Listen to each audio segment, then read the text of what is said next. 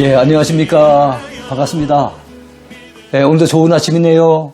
하나님께서 우리에게 주시는 말씀의 은혜를 통해서 힘을 얻고 또 오늘 하루도 멋지게 또 힘차게 살아가는 귀한 한 날이 되길 바라겠습니다. 오늘 강의하는 내용은요, 68강인데요. 자, 소선지서는 예언서입니다. 호세아부터 말라기까지 모두 12권이 되어 있습니다. 자, 그 가운데 첫 번째 책이 호세아인데요. 어떻게 보면 소선지서 가운데 가장 대표적인 책이라 보면 되겠죠. 자, 호세아가 전한 메시지의 핵심은 뭘까요? 이스라엘의 타락과 하나님의 사랑에 대한 언급을 하고 있습니다. 이스라엘은 타락했지만 그럼에도 불구하고 그들을 버릴 수 없는 하나님의 안타까운 그 사랑. 그것을 어디에다 비유하는가 하면 음란한 아내로 인해서 괴로워하는 남편. 누굽니까? 호세아죠. 아내 고멜이 그야말로 음란해서 집을 버리고 늘 밖을 갔다가 다니는데 그럼에도 불구하고 그 남편 되는 호세아는 그 아내를 버릴 수 없어서 아내를 여전히 사랑해서 그 아내를 기다리는 그 애타는 남편의 마음이 오죽하겠습니까? 이것이 바로 호세아서의 중심 내용이라 보면 되겠어요. 그래서 이스라엘의 종교적인 타락을 지적하고 있습니다. 호세아가 전한 메시지는 이스라엘의 종교적인 타락, 즉 종교적인 측면에서 하나님을 사랑해야 될 그들이 우상을 사랑하고 우상을 위해서 섬기고 있었으니 종교적으로 타락한 모습 아니겠습니까? 바로 호세아와 고멜의 가정, 그 가정의 문제는 달리 말한다면 하나님과 이스라엘 백성들의 관계를 상징하는 문제예요. 남편과 아내의 지금 상황이 좋지 못하잖아요. 온전한 모습이 아니죠. 마찬가지로 하나님과 이스라엘 백성들의 관계는 정말 서로 사랑하는, 하나님이 사랑하는 것처럼 정말 이스라엘 백성들도 하나님만 사랑하며 섬겨야 되는데 마음을 다하고 힘을 다하고 뜻을 다하여 주 너희 하나님을 섬기라고 하나님은 말씀하셨는데 하나님을 사랑하지 아니하고 우상을 사랑하며 섬기고 있었으니 그것을 갖다 연애하는 자라고 호세아 선지자는 그렇게 기록해 놓고 있습니다. 얼마나 안타까운 모습입니까? 이 백성이 지식이 없어서 망하는도다. 왜 그들이 하나님을 저버리고 우상을 갖다가 그렇게 사랑하며 섬겼을까요? 모르니까. 영적으로 무지하니까. 여러분, 지식이 없으면 망해요. 세상 지식은 모르겠지만 세상 지식은 좀 부족해도 망하지는 않을지 모르겠어요. 그러나 하나님을 아는 지식, 영적인 지식, 이거는 여러분 없게 되면은, 모르게 되면은 결국에는 망한다는 거 우리 기억해야 됩니다. 그래서 여호와를 알자, 힘써 여호와를 알자. 호세아 선지자는 이렇게 외치고 있습니다. 하나님께로 돌아오라라고 하는 회개 메시지가 또 종종 등장하고요. 호세아서에 등장하는 하나님은 사랑의 하나님이에요. 범죄하고 타락한 백성, 우상 숭배하며 하나님께로부터 멀어진 백성이지만 여전히 사랑하시는 그 하나님.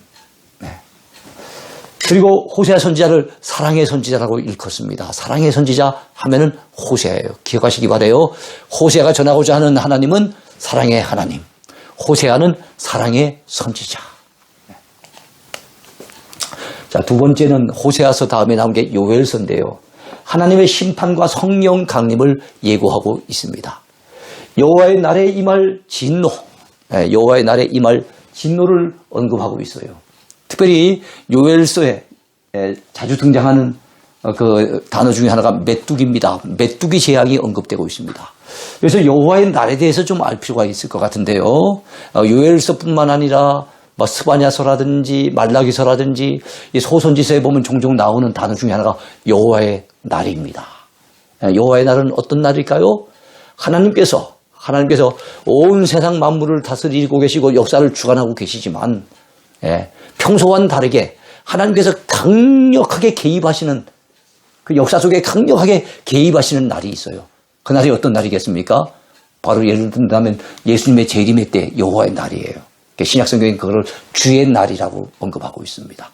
그때는 온 세상 가운데 하나님이 강력하게 개입하셔서 온 세상을 심판하시는 날이에요. 그때 택한 백성들은 구원받는 날이고 구원받는 잔칫날이고 그야말로 범죄 타락하며 하나님을 믿지 아니하던 그 악한 세력들은 결국에는 제삿날인 거예요. 심판받는 날인 거예요. 그것이 구약으로 친다면 여호와의 날에 해당되는 거예요. 예를 든다면 바벨론이 쳐들어와갖고 온 유다 나라가 멸망을 당하는 날, 그래서 바벨론 포로에 끌려가는 날, 수없이 많은 사람들이 죽임을 당하는 그날이 뭡니까? 구약으로 친다면 여호와의 날인 거예요. 예? 이해하시겠죠? 그래서 하나님께서 역사 속에 강력하게 개입하시는 날에 대해서 그때 임할 진노에 대해서 요엘 선지자는 아주 상세하게 예고하고 있는데요. 그 예고편이 뭡니까? 메뚜기 재앙이에요. 메뚜기 재앙. 메뚜기 재앙이 그냥 오는 재앙이 아니라는 거예요. 하나님이 여호와의 날에 바로 임하는 진노를 보여주는 재앙이라는 겁니다. 그런데 이것은 북쪽 군대를 상징한대요. 메뚜기가 북쪽에서부터 날아왔어요.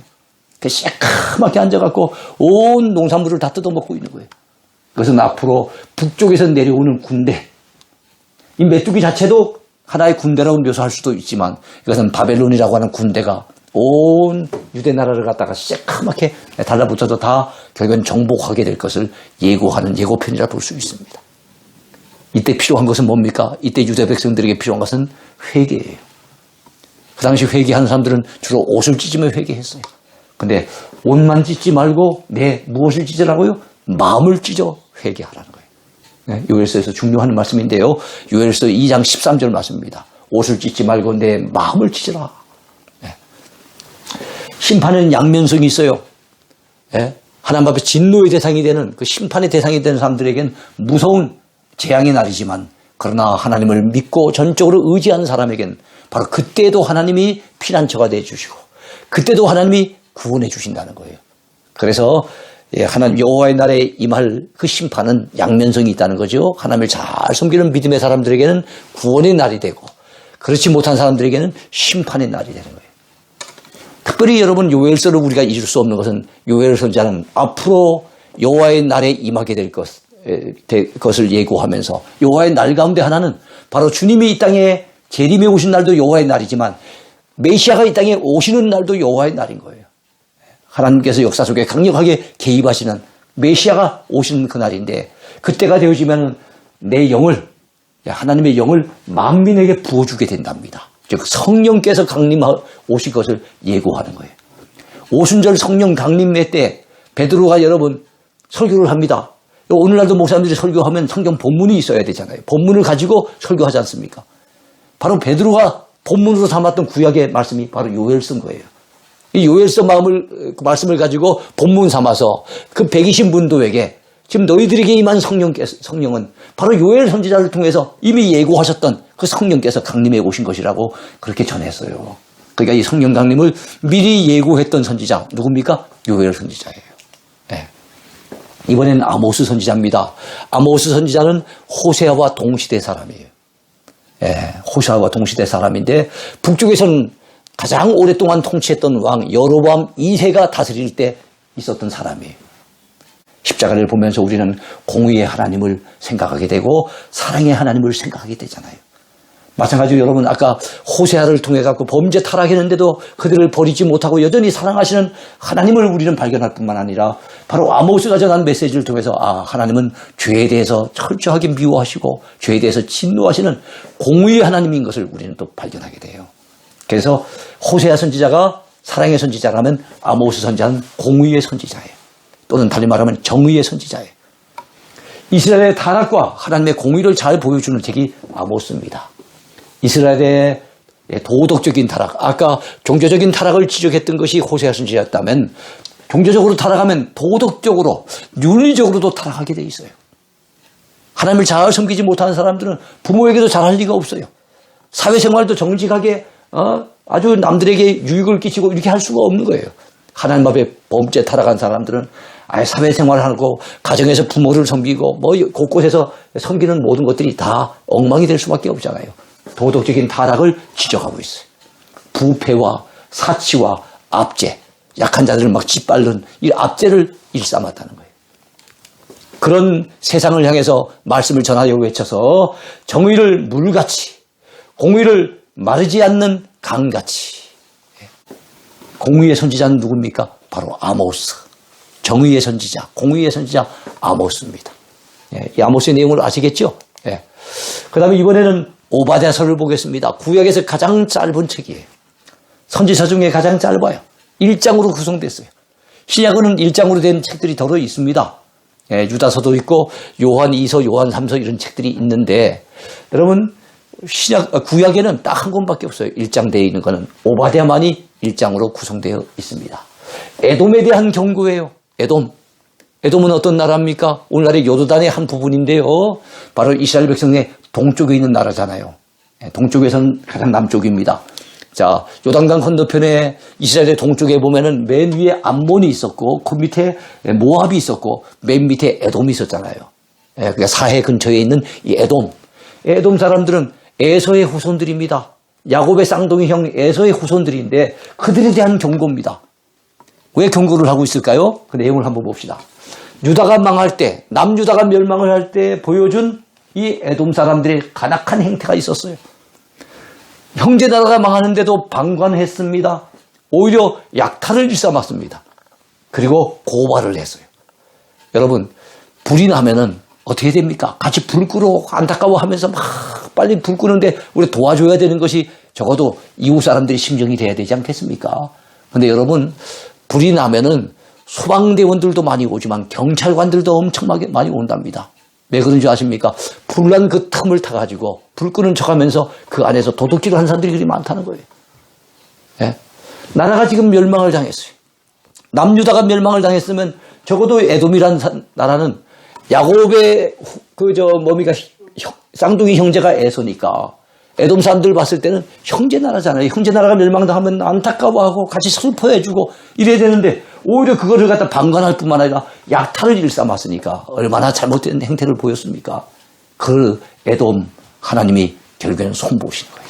하나님이 그 에돔을 쳐서 결국에는 망하게 하실 것을 예고했던 그 선지자가 누구 하면 바로 오바댜라고 한 선지자입니다. 오바댜. 그래서 에돔의 멸망을 예고했던 선지자. 간단한 짧은 1장이지만 그런 내용으로 되어 있습니다. 그들은 중심에 교만이 있었어요. 에돔 사람들은. 왜냐하면 그들은 바위 틈 높은 곳에 거주하는 자들인데요. 지금도 성지순례를 가보면은 그 요르단 지역의 그 남쪽에 가보면은요. 거기에 보면 아주 바위돌이 많아요. 바위돌로 된 산이 있는데요. 그 산을 주로 세일산이라고 합니다. 그래서 에돔 사람들을 세일산 거민들이라고 하는데 높은 산에 있습니다. 절벽 가운데 있습니다. 그 속에 그야말로 굴을 박았고 살다 보니까 다른 나라들이 쳐들어와도 그들을 공격하기가 쉽지 않아요. 왜냐면 높은 바위산 그 속에 이렇게 숨어가지고 공격을 하면 숨어가지고 활을 쏘고 막 창을 던지고 하니까 굉장히 참 그곳을 점령하기가 어려운 곳이에요.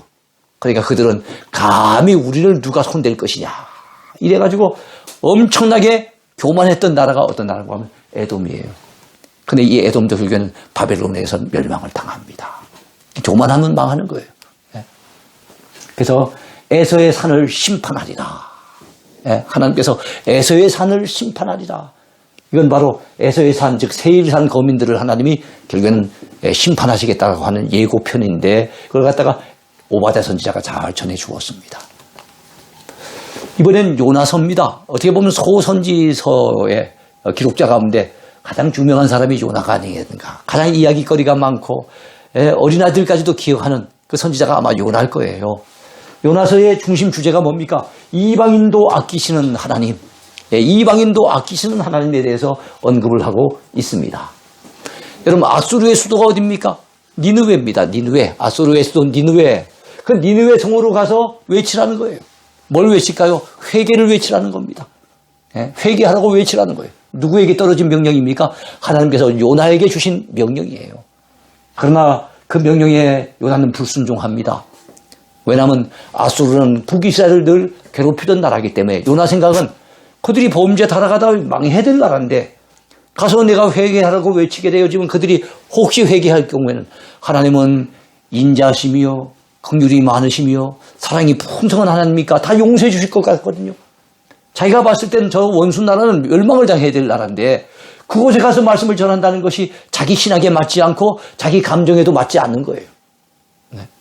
이해하겠죠? 그래서 불순종합니다. 그래서 어디에서 배를 탑니까? 그 당시 구약시대 때 항구하면 욥바예요. 신약시대 때 이스라엘의 항구, 대표적인 항구는 가이사랴입니다. 그래서 바울이 거기서 배를 타고 선교여행을 다니고 그랬죠. 그런데 구약에서는 가이사랴에 아주 가까운 지역에 바로 욥바라고 하는 곳이 있어요. 욥바가 구약의 가장 대표적인 이스라엘의 항구입니다. 거기서 배를 타고 다시스로 도망갑니다. 니느웨로 가야 되는데 다시스로 가는 거예요.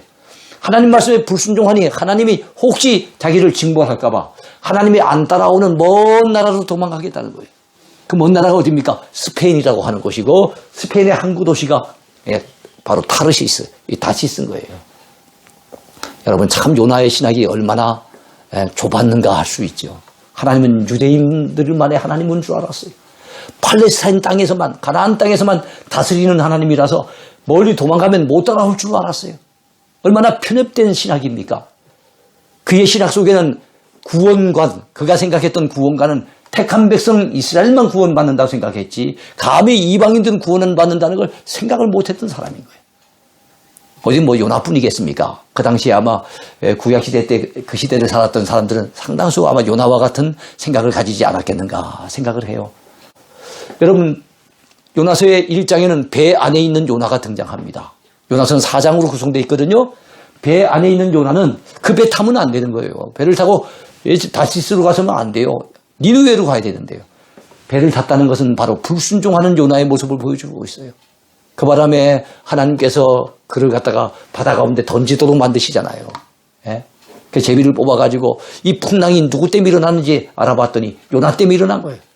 그래갖고 결국은 바다의 가운데 던져져서 큰 물고기 안에 들어가게 되죠. 물고기 신학교에 요나가 드디어 입학을 하잖아요. 그 속에서 뭘 합니까? 연단을 받습니다. 연단을 받아요. 예? 그 속에서 기도도 배우게 됩니다. 참된 기도를 배우게 되고 그리고 그 속에서 구원론을 비롯해서 하나님의 이 신학을 바르게 정립을 합니다. 그래서 하나님의 뜻은 이방인들까지도 구원해 내시려는 것이 하나님의 뜻이구나 하는 것을 연단받는 그 장소가 바로 물고기 뱃속이에요. 이번엔 니느웨 성 안으로 들어가는 요나를 봅니다. 뭐 하는 요나입니까? 전도하는 요나예요. 마지막 4장은 어떻게 되어 있습니까? 하나님 교훈 안에 있는 요나입니다. 설복당하는 요나에 대한 언급이 나와요. 설복을 당해요. 왜냐하면 그가 여러분 하나님의 말씀에 순종해서 어쩔 수 없이 말씀을 전했지만 요나의 마음속에 내가 말씀을 전해봤자 이놈들이 들어먹을 사람들 아니다. 분명히 이놈들은 하나님 앞에 회개하지 않을 거야. 그러면 이 백성은 결국엔 망하게 돼 있어. 여러분 말씀을 전하면서 그 백성이 구원받기를 원하고 하나님 앞에 돌아오기를 원해야 될 선지자의 마음속에 여전히 저 백성은 망할 거야. 오히려 망하기를 기대하는 마음이 요나 속에 있었다는 걸 보면 참 한 번의 물고기 체험이 사람을 완전히 바꿔놓지는 않을 수 있다는 거. 한 번에 완전히 뒤바뀌는 사울이 변하여 바울되는 이런 경험도 있지만 어떤 사람은 여러 차례의 연단을 받아야만 조금씩 좀 하나님의 뜻을 알아가고 조금씩 나아지는 것을 볼 수 있어요. 요나는 온전하게 변화된 것이 아니었어요. 그래가지고 오히려 여러분 그 백성들이 막 회개하고 일어났을 때 막 임금부터 시작해갖고 막 전 백성들이 회개하는 이런 모습을 보였을 때 기뻐하며 쾌제를 부리며 감사의 찬송을 올려드린 그런 요나가 아니었어요. 오히려 죽기를 구하면서 막 썩이 나가지고 못 견뎌하는 그 요나의 모습을 4장에서 봐요. 그때 하나님께서 여러분 저 큰 성읍에 가서 말씀을 전하라고 했던 하나님 큰 물고기 배 속에서 어떻게 했습니까? 요나를 갖다가 연단시키셨죠. 그 다음에 또 큰 박농쿨 큰 벌레를 통해서 하나님의 교훈을 가르쳐줘요. 박농쿨이 잘합니다. 그지 않아도 저 땅이 어떻게 될지 궁금해가지고 지켜보고 있는 요나가 너무 날씨가 더워서 굉장히 더워서 고통받고 있을 때 하나님께서 박농쿨이 촥 살게 해주셔갖고 그 위에 그늘이 들게 만듭니다. 토막 위에 그늘이 들게 되니까 너무 시원하고 좋잖아요. 쾌제를 부르면서 아주 행복감에 젖어있는 요나. 근데 하나님이 이번엔 큰 벌레를 보내십니다. 막 그걸 갉아먹기 시작하는데 자기에게 그늘을 제공해주던 박농쿨이 서서히 말라갑니다. 그 그늘이 사라져버립니다. 또다시 죽겠다고 아우성을 치는 요나의 모습을 우린 요나서 4장에서 발견을 해요. 그때 하나님께서 요나에게 다가오셔서 그를 설복하십니다. 요나야, 네가 이 박농쿨을 너는 심지도 않았고 배양하지도 않았다. 네와는 아무 상관이 없는 이 박농쿨 하나 사라지는 것 네가 이렇게 섭섭하고 이렇게 안타까우냐. 그렇다면 저 성에는 12만여 명의 사람들이 있는데 내가 지은 그 백성들 내가 아끼는 것이 어찌 합당치 아니하냐. 박넝쿨을 안타까워하며 아끼는 요나의 마음속에 박넝쿨 하나도 네가 이렇게 아끼는데 내가 저 백성들을 아끼는 것이 어찌 합당치 아니하냐 하면서 하나님이 이방인까지 사랑하시며 이방인까지 아끼신다는 것을 요나에게 분명하게 심어주신 거예요. 요나서는 침묵으로 끝이 납니다. 요나는 설복을 당한 거예요. 하나님의 그 말씀에 설복을 당해서 아 그렇군요. 하나님 정말 하나님은 이방인들까지 사랑하시고 그들까지 구원하기를 기뻐하시는군요. 표현은 안 해놓았지만 그런 하나님의 뜻을 받아들이면서 요나서를 기록한 거예요. 이런 요나. 그래서 하나님의 마음을 안다면 우리는 원수마저도 사랑하지 않을 수 없는 거예요. 아수르는 원수 나라지만 하나님의 마음, 이방인까지도 아끼시는 그 마음을 안다면 우리는 원수까지 사랑하지 않을 수 없고 가서 말씀을 전하지 않을 수 없어요. 달리 말한다면 하나님의 이 마음을 안다면 저 원수 같은 일본에도 우리는 가서 복음 전해야 돼요. 선교사 파송해야 되는 거예요. 저 원수 나라는 아니지만 저 나쁜 아프리카에도 선교사님을 파송하고 후원해서 여러분 그 생명을 건져내려고 하는 것, 그것이 적어도 하나님의 마음을 아는 사람의 태도가 돼야 됩니다. 자, 그래서 이 요나는 최초의 구약의 선교사예요. 최초의 선교사. 그렇게 쓰임받았던 사람이 요나입니다. 이번 6번째는 미가입니다. 남북왕국의 멸망을 예고하고 메시아의 탄생지를 예고했던 사람이 미가예요. 미가는 이사야와 동시대 사람인데 그 내용이 이사야서와 비슷해요. 다만 이사야서가 66장인데 비해서 미가서는 그보단 분량이 적으니까 그걸 갖다 소이사야라고 얘기를 합니다. 예루살렘과 사마리아의 멸망을 예고하고 있어요. 예루살렘의 멸망을 예고한다는 건 남유다의 멸망을 예고한다는 것이고 사마리아의 멸망을 예고한다는 것은 북이스라엘의 멸망을 예고한다는 거예요. 그리스도 시대의 도래와 그리스도의 탄생지를 예고합니다. 특별히 베들레헴 에브라다야 너는 유다 고을 중에 가장 작지 아니하도다 라고 하면서 바로 메시아 되시는 예수님께서 바로 이 베들레헴에 탄생하실 것을 예고했어요. 미가서 5장 2절에 이런 내용이 나와요. 이번에 7번째 나움 선지자입니다. 나움 선지자는 니느웨의 심판에 대한 예고를 했어요. 자, 니느웨에 대한 심판하면 아까 또 누가 생각이 납니까? 요나가 생각이 나잖아요. 요나보다 이 나움은 한 140~50년 후의 사람이에요. 요나가 말씀을 전할 때는 그들이 회개했어요. 그래서 그들이 하나님 앞에 멸망을 당하지 않고 심판을 받지 않았어요. 그런데 세월이 더 흘러갔어요. 이 나움 선지자가 활동할 당시에는 이제는 여러분 어떻게 됐습니까? 니느웨가 달리 말하면 아수르가 완전히 타락을 해서 더 이상은 손쓸 수 없는 상황이 돼서 이제는 곧 심판을 받게 될 것을 예언했던 사람이 누군가 하면 나움이에요. 그 요나와 나움은 같은 대상을 향해 메시지를 전했던 겁니다. 다만 요나의 메시지를 듣고 그 시대의 아수르 사람들, 그 시대 니느웨 백성들은 회개를 했는 반면에 나움이 전한 메시지를 듣고 회개하지는 않아요. 나움은 그들이 곧 무너지게 될 것을 경고하는 메시지를 전하게 된 겁니다. 요나 시대 이후에 다시 타락한 아수르의 멸망을 경고했던 사람 누구라고요? 나훔입니다. 누가 능히 그의 분노 앞에 서며 누가 능히 그의 진노를 감당하랴. 하나님이 분노하시고 하나님이 진노하시면 감당할 인생 아무도 없어요. 화 있을진저 피의 성이요.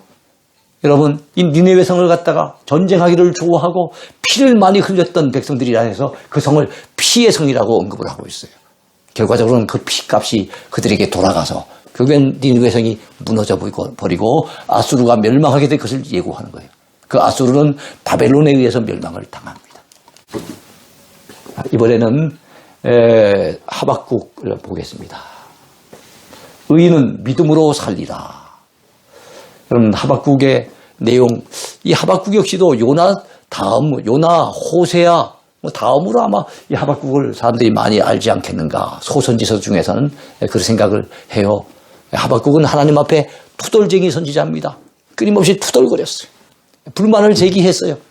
무엇 때문에 불만을 제기합니까? 우리 하나님은 눈이 정결하신 분이고 의인을 기뻐하시는 분이신데 아니 의인은 고난을 당하고 악인은 횡행해서 악인이 형통하는 세상이 펼쳐지고 있는데도 하나님은 왜 침묵하고 계십니까? 왜 하나님이 이런 세상을 갖다 그냥 내버려 두십니까? 그 하나님의 침묵에 대해서 막 안타까워하면서 열변을 토했던 사람이 누굽니까? 하박국 선지자예요. 그래서 하박국의 질문이 하박국서에 나오고요. 그 다음에 하나님의 답변이 역시 또 하박국에 나와요. 그 하박국의 질문은 1장에 나온다면 하나님의 답변은 2장에 나옵니다. 그 답변의 주된 내용이 뭡니까? 의인은 무엇으로 살라고요? 믿음으로 살리라. 그리고 더딜지라도 기다리라. 하나님의 약속은 반드시 이루어지니까 더딜지라도 기다리라. 제가 우리 성도들에게는 예화를 한번 들려드린 적이 있었는데요. 시간 관계상 간단하게 말씀을 드린다면 제가 군에 있을 때 군종사병으로 일할 때예요. 우리 군목 목사님이 고신층 목사님이셨는데 주일날 예배 시간이 되면 보통 한 10시쯤 되면 오시는데 11시 예배 시간이 다 됐는데도 안 오시는 거예요. 저는 그래서 목사님 오실 때까지 준비하면서 찬양을 인도를 하고 있는데 아이고 11시가 넘어 11시 5분 되고 11시 10분이 돼도 안 오시니까 마음이 불안해져요. 이제 예배 시간이 이미 지났어요. 그리고 찬양은 인도하고 있지만 제 머릿속은 복잡합니다. 왜냐하면 목사님이 뭔 일인가 본데 만약 안 오시게 된다면 내가 설교를 해야 될 판인데 전혀 이런 상황을 예기치 못했기 때문에 요즘과는 또 다른 상황이죠. 그 당시 전도사 때니까 경험이 없을 때니까 나이도 20대 초반에 아직 어린 시절 아닙니까? 무슨 설교를 할 것인가? 무궁화 세계달 그 연대장님도 앉아 계시고 여러 사람들이 와서 앉아 있는데 내가 도대체 뭘 설교를 해야 될까? 보통 고민이 아닌 거예요. 근데 여러분 찬송을 계속할 수만도 없는 게 이 예배 시간이 이미 많이 지났잖아요. 그래서 안 되겠다 싶어가지고 어쩔 수 없이 예배를 이제 시작하려고 막 마음먹는 그 순간에 우리 목사님이 탁 들어오신 거예요. 와, 구세주를 만난 것처럼 얼마나 기쁘고 반갑던지 몰라요. 우리 목사님이 강단 위에 올라와서 헐레벌떡하면서 올라오셨어요. 올라와서 말씀하시기를 오토바이를 타고 오다가 그만 오토바이가 중간에 어중간하게 고장이 나서 고쳐보려고 하다가 안 되니까 허겁지겁 그때부터 걸어서 오셨다는 거예요. 그거 늦게 되었노라고 미안하게 됐다고. 그래서 예배를 인도하시는데 목사님의 여러분 그날 전한 메시지에 그 본문이 어딘가 하면 하박국 2장의 말씀이에요. 설교 제목은요. 더딜지라도 기다리라. 더딜지라도 기다리라. 하는 이 설교였어요. 하나님 앞에 기도했지만은 하나님이 빨리 응답하지 않을 때 있는데 그렇더라도 기다리라. 우리 주님이 재림에 오신다고 했는데 생각보다는 더디게 될 수도 있는데 그렇더라도 기다리라. 우리 신앙은 기다립니다라고 하는 이런 메시지를 전한 건데 제가 그때 기다리는 바람에 다행이죠. 11시 땡 되었을 때 예배 시작을 했다고 한다면 얼마나 설교도 죽을 쓰고 어려웠겠습니까? 조금 한 10분 정도 기다렸던 것이 참 그나마 다행이었던 것 같아요. 벌써 세월이 40여 년이 흘러갔는데도 아직까지 잊혀지지 않습니다. 더딜지라도 기다리라. 하박국에 나오는 겁니다. 하박국의 기도가 그리고 하박국의 찬양이 3장에 나와요. 하나님의 전하시는 그 말씀을 갖다 듣고 보니 오직 의인은 이런 상황 속에서도 오직 의인은 믿음으로 말미암아 살아야 돼 하는 하나님의 말씀. 그리고 때가 이르면은 반드시 하나님의 뜻이 이루어질 것이니까 더딜지라도 기다리라고 하는 하나님의 말씀을 듣고 그는 기도하기 시작합니다. 수년 내에 부흥하게 하옵소서. 하나님의 일들이 부흥하기를 원했고 그리고 하박국의 찬양이 계속됩니다. 비록 무화과 나무가 무성하지 못하고 이것저것 다 없을지라도 나는 여호와로 말미암아 기뻐하며 나의 구원의 하나님으로 말미암아 찬양하리로다 하는 이런 정말로 그 의혹과 번민을 뛰어넘는 하박국의 아름다운 찬양이 하박국서 마지막에 나옵니다. 우리도 참 이런 하박국과 같은 불평스러운 질문을 던질 때가 많죠. 그러나 우리가 하나님의 뜻을 깨닫고 은혜를 받으면 이 불평스러운 질문이 감사의 찬양으로 바뀔 수 있다는 것. 하박국서를 통해서 알 수가 있습니다. 9번째는 스바냐입니다. 유다와 열국에 대한 심판과 하나님의 구원을 예고하고 있는 메시지예요. 내가 사람을 지면에서 멸절하리라. 여호와의 날, 아까 요엘서에 여호와의 날이 나옵니다만 스바냐서에도 나와요. 여호와의 날이 가까웠다. 하나님이 역사 속에 강력하게 개입하시는 그날. 믿는 자에게는 구원의 날이지만은 범죄하고 타락하고 믿지 아니하는 자에게는 하나님의 무서운 심판의 날, 그 날이 가까웠다. 여호와의 질투의 불에 소멸이 되리라. 그래서 이스라엘에 그렇지만은 이스라엘의 남은 자는 구원받는데요. 성경에는 남은 자 사상이 있습니다. 다 타락해도 다 바알 신앙으로 갔다가 바알을 섬기는 우상 숭배에 빠져도 여러분 엘리야 시대 때 바알에게 무릎 꿇지 아니하는 자 7,000명을 하나님이 남겨두셨다 그러잖아요. 각 시대마다 참 하나님께 대한 믿음을 저버리지 않냐고 남아있는 백성들이 있어요. 그 남은 자가 역시 또 스바냐서에 나옵니다. 너의 하나님 여호와가 너의 가운데 계시니 그는 구원을 베푸실 전능자시라. 우리의 찬송가 가사가 되어 있는 바로 이 구절이 또한 스바냐서에 결론적으로 나와 있습니다. 10번째입니다. 학계입니다. 학개, 스가랴, 말라기 이 세 사람은 소선지서의 마지막을 장식하는 이 세 사람은 여러분 포로 후 선지자예요. 포로 직후의 선지자가 누굽니까? 포로 직후의 선지자는 학개와 스가랴입니다. 그리고 포로 후 100년이 지난 이후에 마지막 구약의 선지자가 누굽니까? 말라기입니다. 여러분 학개 포로 후 시대는 어떤 시대입니까? 무너졌던 것을 재건하는 시대였어요. 그것이 포로 후 시대, 포로 귀환 시대의 사명이었어요. 그래서 성전이 건축이 되고 앞으로 메시아가 도래할 것을 예고했던 선지자가 학개입니다. 학개와 스가랴는 동시대 사람이에요. 학개는 나이 늙은 선지자, 스가랴는 젊은 선지자였어요. 예. 학개가 전한 메시지는 성전 재건 중단에 대해서 언급을 했어요. 그 성전은 솔로몬의 성전은 이미 바벨론은 포로에 끌려갈 때 불타버렸잖아요. 이번에 이 성전은 바로 스룹바벨 성전, 제2성전입니다. 이것이 사마리아 사람들의 방해 때문에 재건이 중단이 되었어요. 15년 가까운 세월 동안 중단이 되었어요. 이것이 다시금 이제는 세워져야 되는데 여러분 그 외부적인 방해도 문제지만 이걸 포기해버린 지금은 성전을 건축할 때가 아닌가 보다 하고 내부적으로 회의감에 빠져 있는 것이 더 큰 문제였던 거예요. 그래서 이것을 지적하며 성전 건축하기를 촉구했던 선지자가 누구 하면 학개입니다. 이 성전이 황폐하였거늘 너희가 이때에 완벽한 집에 거주하는 것이 옳으냐. 성전은 다 기초공사만 2년 동안 하고 완전히 황폐한 가운데 있는데 너희들의 집은 의리하게 벽에다가 다 이렇게 술을 멋지게 벽을 갖다가 아름답게 장식해가지고 그런 집에 너희들이 살고 너희 집은 챙기면서 하나님의 성전은 무너져 있는데 황폐한 가운데도 내버려 두는 것이 과연 옳은지 판단하라. 그렇게 언급을 했습니다. 이스라엘에 임하는 재앙과 선지자의 경고. 자, 자기 집은 챙기면서도 하나님의 성전을 갖다가 여러분 다시 건축하는 데 대해서 손 놓고 있는 그들에게 하나님께서 깨우치시기 위해서 재앙을 내리셨어요. 그것을 선지자가 경고하는 겁니다. 구멍 뚫어진 전대가 언급이 되고 있어요. 아무리 수입이 많아도 하나님이 징계하시면은요, 어디로 새 나가는지 구멍이 뚫어져가지고 전대, 그 돈좀 부연에 다 새 나가는 거예요. 그래요. 우리가 하나님 앞에 해야 될 일을 바로 하지 못하고 하나님과의 관계가 올바르지 못할 때 그리고 너무 물질적으로 세상으로 치우치게 되면은요, 바로 우리가 버는 게 많은 것 같아도 다 새 나간다는 걸 우리가 알아야 됩니다. 가뭄, 한재, 다 이런 재앙들입니다. 깐부기 재앙, 우박. 깐부기 재앙은요, 곡식이 새까맣게, 곡식 열매가 새까맣게 되는 거예요. 깐부기 재앙, 우박 재앙, 이런 것들이 임하게 될 것을 예고했어요. 그러면서 성전을 건축하라고 촉구한 겁니다. 그러면서 은도 내 것이요 금도 내 것입니다. 하나님이 그렇게 말씀하신다는 거예요. 너희들이 물질 때문에 너무 걱정하지 마라. 은도 하나님의 것이고 금도 하나님의 것인데 왜 그것 때문에 걱정하느냐. 하나님께 맡기고 믿음으로 건축하라고 말씀하는 거예요. 그러면서 만국의 보배가 이르리니, 자, 메시아를 만국의 보배라고 얘기를 합니다.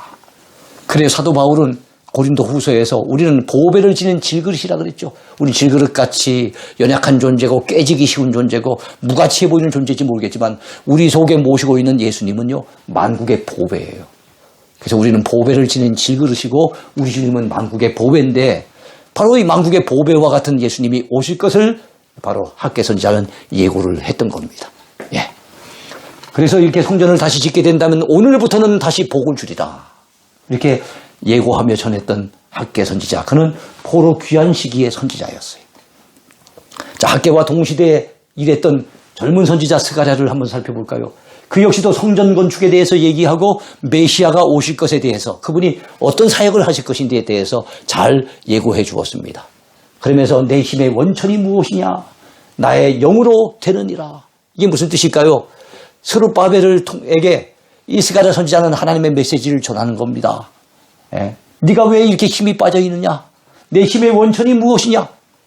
네가 사람의 힘으로 하려고 했더냐? 아니다. 이 일은 사람의 힘으로 되는 것도 아니고 능으로 되는 것도 아니고 오직 나의 신으로 나의 영으로 되느니라. 즉 하나님의 성령이 역사하실 때에 바로 이 일이 이루어질 것을 예고했던 선지자가 스가랴 선지자예요. 그렇습니다. 하나님이 하시는 거예요. 그래서 내 앞에 있는 문제가 무엇이냐? 큰 산아 내가 무엇이냐? 큰 산은 우리 앞에 놓여진 문제예요. 그런데 하나님이 도와주시면 스룹바벨 앞에서 그 큰 산이 뭐가 됩니까? 평지가 되리라. 지금은 성전을 건축하기 어려울 만큼 방해도 많고 큰 산이 놓여진 것 같은데 하나님이 도와주시면 그것이 평지가 될 수 있다는 것을 전해준 메시지. 바로 스가랴가 전한 메시지였어요. 메시아의 오심과 진정한 성전 건축은 누가 오셔야만 됩니까? 바로 나귀 새끼를 타시는 왕, 은 30에 팔려가시게 될 그분, 바로 메시아가 오셔야 되는 거예요. 그때가 되면 예루살렘 주민들이 찌른 바, 그들이 막 창으로 찔렀잖아요. 찌른 바 그를 바라보고 애통하리라. 그리고 그 예루살렘의 죄와 더러움을 씻는 샘이 열리게 되리라. 그러니까 메시아가 오시게 되면 이루어질 이런 일들을 여러 가지로 예언했던 사람이 바로 스가랴 선지자입니다. 그리고 목자를 치면 양이 흩어지리라 했는데 예수님이 십자가 지실 때 그 제자들이 뿔뿔이 흩어질 것을 벌써 예고하고 있어요. 포로 귀한 시기에 선지자로서 학계와 동시대 같이 활동했던 젊은 선지자 스가랴. 여러분 잊지 마시기 바랍니다. 자, 끝으로 12번째 말라기 선지자입니다. 자, 이스라엘의 타락에 대한 경고와 메시아를 예고했던 선지자예요. 성전 건축 후에 100여 년이 지났습니다. 여러분, 교회 역사가 오래되면 좋기만 할 것 같지는 않아요. 오래되다 보면 처음에 그 뜨거웠던 열기, 그 처음 사랑, 이런 것들이 점점 식어지기가 쉬워요. 성전을 건축할 때 한참 감격스러웠고 기뻐하고 감격해하고, 그래서 하나님을 잘 섬겼던 그 이스라엘 백성들이 세월이 흘러가면서 말라기 선지자가 활동하던 시대가 쭉 되니까 완전히 형식적인 예배로 머물고 그들의 신앙은 무뎌져 버렸어요. 그래서 여러분, 이런 신앙을 경고하는 그 메시지를 전한 사람이 말라기 선지자입니다. 그들은 하나님 앞에 제물을 바치는데 눈먼 희생 제물을 바쳐요. 이건 값이 싸잖아요. 어차피 불태워서 뭐 드릴 건데 뭐 좋은 거 드릴 필요 뭐 있겠냐. 눈먼 희생 제물, 저는 것, 병든 것, 이런 걸 구입하기가 소홀하고 싸잖아요. 하나님 앞에 올려드릴 제사인데 이런 정성이 없는 것을 갖다 그대로 했다는 것은 그들의 예배는 완전히 형식에 그치고 있었다는 걸 보여주고 있는 거예요. 하나님 앞에 드리는 게 아까우니까. 여러분, 우리가 하나님 앞에 드리는 시간이 아까우면 예배 시간에 빠지기 쉽죠. 하나님 앞에 드리는 물질이 아까우면 하나님 앞에 물질적인 헌신하기 어려워요. 그러니까 우리가 하나님 앞에 시간을 드리던 물질을 드리던 정성을 드리던 마음을 드리던 하나님 앞에 드리는 예배는 정말로 최선을 그것을 드려야 되지 않겠습니까? 그게 참 예배잖아요. 그런데 말라기 시대는 그게 아니었다는 거예요. 그들은 내 이름을 멸시하는 제사장들아, 왜 그들이 그렇게 합니까? 하나님을 알기를 우습게 하는 거예요. 하나님의 이름을 멸시하는 태도인 겁니다. 하나님이 탄식하십니다. 어느 정도 탄식하시느냐 하면은 너희 중에 그렇게 헛되게 제단에서 불사르지 못하게 하기 위해서, 즉 헛된 제사, 헛된 예배 드리지 못하게 하기 위해서 너희 중에 누군가가 성전 문을 닫을 자가 있었으면 좋겠도다. 여러분, 성전 문에 아무도 못 들어오도록 닫아버릴 사람이 있으면 좋겠다. 그런 헛된 제사, 헛된 예배 드릴 것 같으면 아예 예배 안 드리는 것이 더 낫겠다. 하나님은 그렇게 말씀하시는 거예요. 그리고 메시아가 오시는데 그분은 공의로운 회예요. 공의로운 해가 떠올라서 치료하는 광선을 발하신답니다. 그래서 주님이 오셔서 어두운 세상을 환하게 밝히시고 병든 자를 치유하시고 이런 역사가 있었죠. 그리고 여러분, 바로 이 말라기 선자는 이렇게 나의 사자, 하나님의 사자, 선지 엘리야와 같은 세례요한도 그것을 예고했고, 그리고 그 이어서 메시아가 이 땅에 오셔서 어두운 세상을 밝히고 병든 사람들을 치유하실 것을 예고하셨는데, 바로 이런 메시지를 전했던 말라기 선지자는 구약의 마지막 선지자였어요. 예수님 오시기 400년 전의 선지자. 그 말라기부터 예수님까지 한 400년 동안은 중간기 시대로서 구약도 아니고 신약도 아니고 정말로 하나님의 메시지를 전하는 선지자가 제대로 없는 그런 영적인 아주 암흑의 시대가 이제 도래하게 돼요. 구약의 마지막 선지자, 바로 이 말라기 선지자. 그는 가정의 회복을, 예배의 회복을, 참된 신앙의 회복을 우리에게 요구했어요. 우리가 그의 말씀에 귀를 기울여야 될 줄로 믿습니다. 자, 오늘 서선지서 12사람을 감당하려고 하다 보니까 마음이 급하고 시간이 촉박을 했어요. 그래서 또 시간이 또 길어지기도 했는데요. 오늘 강의는 여기까지 하겠습니다. 여러분, 은혜 충만한 하루가 되기를 바라고요. 저는 또 다음 주간에 여러분도 다시 만나 뵙겠습니다. 감사합니다.